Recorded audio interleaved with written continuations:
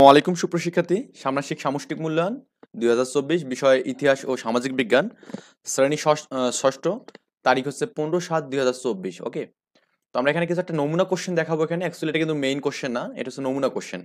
আমরা main question পাবো কি 14 তারিখ রাতে পাবো এখানে। ওকে, 14 তারিখ রাতে আমরা মেইন প্রশ্ন পেয়ে যাবো ইনশাল্লাহ, এবং সমাধানও দিয়ে দেবো। তো কোশ্চেনটা এরকম হতে পারে এখানে: একবার বঙ্গবন্ধু যখন ঢাকা বিশ্ববিদ্যালয়ের ছাত্র, তখন তিনি এক দরিদ্র সহপাঠীর অবস্থা দেখে খুব মহামারিত হইলো এখানে। ওকে, সহপাঠী পরীক্ষা দিতে পারছিল না, কারণ তার খাতা কলম বা পরীক্ষা ফি জমা দেওয়ার অর্থ ছিল না এখানে।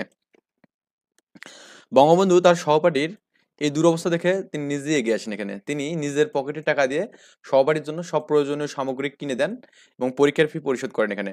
বঙ্গবন্ধুর এই উদারতা ও মানবিকতার কারণে সেই সহপাঠী পরীক্ষা দিতে সক্ষম হন এবং সফলভাবে উত্তীর্ণ হন এখানে।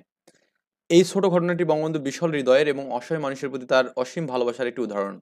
তার উদারতা এবং মানবিকতা সবসময় অনুপ্রেরিত এবং শিক্ষণীয় এখানে। ওকে, তো এখান থেকে আমাদের কাজ এখানে থাকতে পারে অনেকগুলো, মানে জাস্ট এর সাপেক্ষে থাকতে পারে কাজ একক কাজ: বঙ্গবন্ধু শেখ মুজিবুর রহমানের শিক্ষা জীবনের কোন ঘটনা তার উদারতার প্রমাণ দেয় এখানে। ওকে, এই কোশ্চেনটা আমাদের এখানে থাকতে পারে এখানে।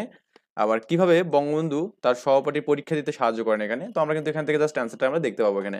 আচ্ছা, এবার সে কাজ 2 দলগত কাজ দিয়েছে। দেখুন আমাদের কাজটা কি দিয়েছে: বঙ্গবন্ধুর উদারতা এবং মানবিকতার গল্প শুনে তোমার মধ্যে কি পরিবর্তন এসেছে এটা আমাদের লিখতে বলছে, এবং বলছে বঙ্গবন্ধুর এই গল্প শুনে তোমার মধ্যে কি কি পরিবর্তন আসবে, এবং আসবে 3 বন্ধু তালিকা করতে বলছে এখানে। তো আমাদের এখানে প্রথম বন্ধু, দ্বিতীয় বন্ধু এবং তৃতীয় বন্ধু। ওকে, 3টা বন্ধু আছে, তাদের এখানে তালিকা করা হবে এখানে। মানুষের প্রতি আরো সহানুভূতিশীল হওয়া, তারপর এখানে কি প্রয়োজনে মানুষের সাহায্য করার চেষ্টা করা, এবং প্রয়োজনে মানুষের সাহায্য করার চেষ্টা করা, মানে প্রথম বন্ধু এবং দ্বিতীয় বন্ধুর এখানে একই কাজ বলছে। অ্যাকচুয়ালি এগুলো হচ্ছে আমাদের নমুনা কোশ্চেন, এরকম টাইপের কোশ্চেন হতে পারে এখানে। আমি এখানে বলবো না যে এরকম এটা কোশ্চেন, এটা আসলে না। তো আপনারা একটু জাস্ট এগুলো একটু ভালো করে অনুশীলন করবেন নাকি এরকম টাইপের বিষয়গুলো। বেগম রোকেয়া একবার এক দরিদ্র মেয়ের শিক্ষার ব্যয়ভার নিয়ে বহন করেন এখানে।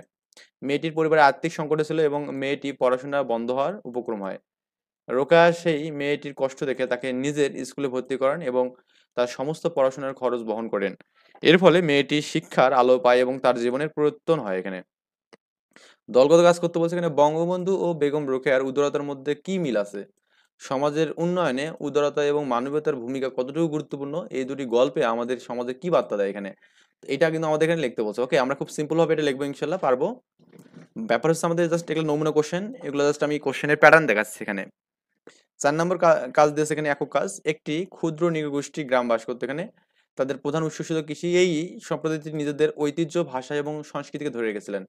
একবার দুর্ভিক্ষের সময় গ্রামের সবাই মিলে পরস্পরকে সাহায্য করে বেঁচে থাকে।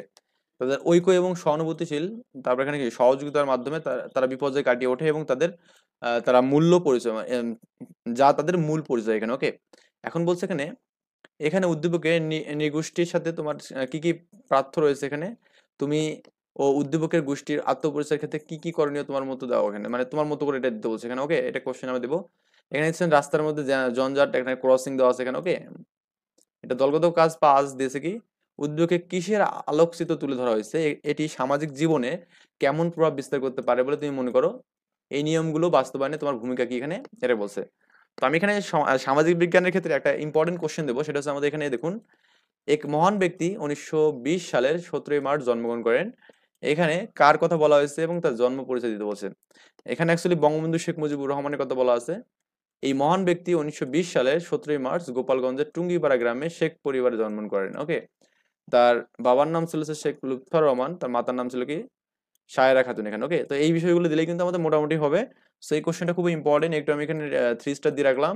এটা একটু ভালো করে পড়বেন এখানে। ওকে, আর আমরা মেইন প্রশ্নপত্রের জন্য আমরা এখানে ওয়েট করবো কতক্ষণ পর্যন্ত? পরীক্ষার আগের দিনের রাতে। ওকে, আমরা খুবই ট্রাই করবো 7টা থেকে 8টার মধ্যে দেওয়ার ট্রাই করবো, যদি আমরা হাতে পেয়ে যাই। ওকে, আর হাতে না পাইলে তো আমাদের কোনো কিছু করার নেই এখানে, তাই না?